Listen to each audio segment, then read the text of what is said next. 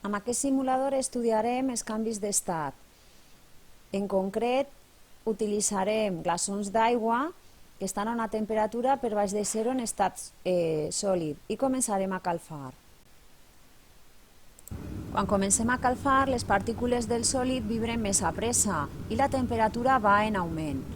Arriba un moment en el que alguna d'aquestes partícules té ja energia suficient per abandonar la seva posició d'equilibri i en aquest moment comença a produir-se el canvi d'estat del sòlid a líquid.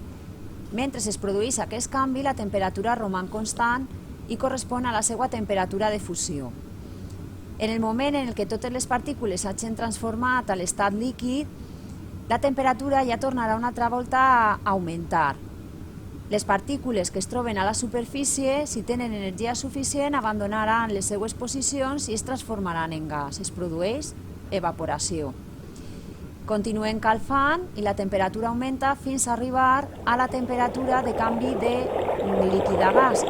Aquesta és la temperatura d'ebullició i torna una altra vegada a mantenir-se la temperatura constant fins al moment en el que es produeix el canvi complet de totes les partícules de líquid a gas. En aquest moment,